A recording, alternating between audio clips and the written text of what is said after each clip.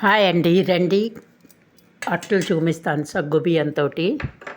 First అయితే ఒక మిక్సీలో నేను టమాటా ఒకటి, కొంచెం ఎక్కువగా పచ్చిమిర్చి, ఒక చిన్న అల్లం, పచ్చిమిర్చి 10-12 వేసాను, ఒక టమాటా, చిన్న ముక్క అల్లం మిక్సీ తిప్పాలి. కొంచెం కరివేపాకు, మీరు కావస్తే పిండిలో వేయచ్చు, కొంచెం శనగపిండి, కొంచెం ఉరిపిండి, ఒక కప్పుతో కప్పుడు రవ్వ, ఉప్మా రవ్వ. ఇగో చూడండి, మీరు ఎలాగైనా వేసుకోవచ్చు, ఏం కొలతరొద్దు. ఫస్ట్ అయితే ఇది నీళ్ళు పోసి తిప్పేద్దాం ఒకసారి, అన్నీ కలిసిపోతాయి. పచ్చిమిర్చి, కరివేపాకు మెత్తగా వచ్చేస్తుంది, రవ్వ, ఉరిపిండి, శనగపిండి. ఇగో ఇలా మెత్తగా వచ్చింది కదా. ఇప్పుడు ఇందులో తీసేద్దాం. చూసారు కదా. ఇప్పుడు నేను 3 గంటలు పెద్ద సగ్గుబియ్యం నానబెట్టి ఉంచాను, శుభ్రంగా కడిగేసి నానబెట్టాను. ఇగో ఇప్పుడు ఇది ఒకసారి తిప్పేద్దాం మిక్సీలో. 3 గంటల దగ్గర శుభ్రంగా కడిగేసి నానబెట్టాను. ఇగో తిప్పేసాను, ఇంకా అది కూడా సగ్గుబియ్యం ఇందులో కలిపేద్దాం. ఇప్పుడు ఒక దుంప, బంగాళదుంప, మీరు కాస్త చెక్కి వేయచ్చు, నేనైతే ముక్కలు తరిగి మిక్సీ తిప్పేస్తాను పచ్చగా. ఒకసారి కాస్త మీరు సన్నంగా చెక్కొచ్చు, చెక్కినా బాగుంటుంది. నేను ఒకసారి మిక్సీ తిప్పేసి ఇందులో కలిపేసాను. ఇగో చూసారు కదా.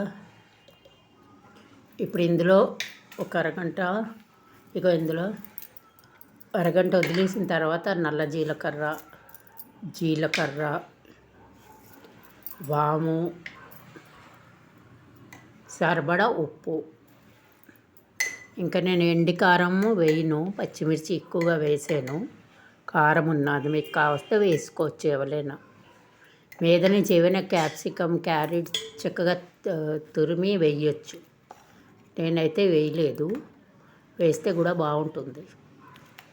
ఇది శుభ్రంగా కడిగి కలిపేసి చిన్న 2-3-4 వెల్లుల్లి సన్నగా చెక్కి తరిగి, 3 ఉల్లి, మీరు కావస్తే అల్లం కూడా చెక్కి వేయచ్చు, కొత్తిమీర, కరివేపాకు కూడా మీద నుంచి వేయచ్చు. నేను రుబ్బేసాను, ఏరి పారేస్తారని. ఇప్పుడు ఇది శుభ్రంగా కలిపేసి ఒక అరగంట వదిలేద్దాం. కొంచెం పల్చగా ఉంది కదా, ఇది గట్టి పడిపోతుంది. రవ్వ వేసాం కదా, నీరు లాగేస్తుంది.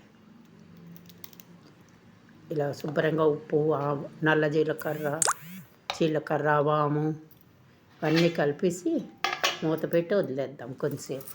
ఇక అరగంట పైన అయింది, పెనం పెట్టాను. చాలా బాగుంటుంది తినడానికి, ఇది ఉట్టినే తినేయచ్చు.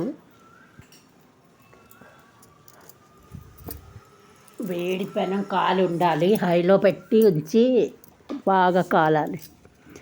నూనె వేసాను, చాలా టేస్ట్గా ఉంటుంది.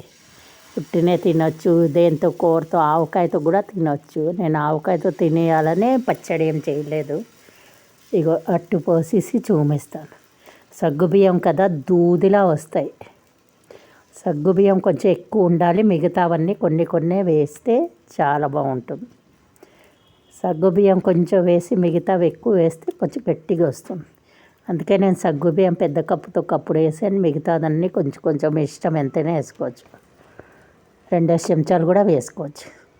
దూదిలా వస్తుంది సగ్గుబియ్యం వేస్తే. చూడండి, లైక్, సబ్స్క్రైబ్ తప్పకుండా చెయ్యండి మర్చిపోకుండా.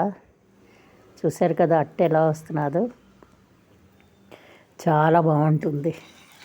ఎర్రకారం వేయొద్దు, పచ్చిమిర్చితోటే బాగుంటుంది ఇది, మీరు కావస్తే వేసుకోవచ్చు. చూసారు కదా, లైక్, సబ్స్క్రైబ్ తప్పకుండా చేయండి. చాలా దూదిలా ఉంటుంది సగ్గుబియ్యం. నానబెట్టియాలి ఒక 2-3-4 గంటలైనా నానితే సగ్గుబియ్యం చక్కగా రుబ్బినప్పుడు మెత్తగా వచ్చేస్తుంది. అట్టు పోస్తే బాగా వస్తుంది. చూసారు కదా ఎలా వచ్చిందో, ఇలాగే వస్తుంది దూదిలా. మరి చిన్నవి పెద్దవి ఎలాగైనా పోసుకోవచ్చు. ఆలు పరాఠాలు అనిపిస్తుంది, పెద్ద వస్తాయి. చూసారా ఇలాగా ఇటు శుభ్రంగా కాల్చి దేంతోనే తినండి, పుట్టిన తినేసినా బాగుంటాయి. అందుకే నేనేం పచ్చడి చేయలేదు, ఆవకాయతో తినొచ్చని టిఫిన్కి. చూడండి, లైక్ సబ్స్క్రైబ్ తప్పకుండా చేయండి. ఎలా ఉన్నాయో కామెంట్లో చెప్పండి. చూడండి అట్లు వేడి వేడి తినేస్తే చాలా బాగుంటుంది. Thank you.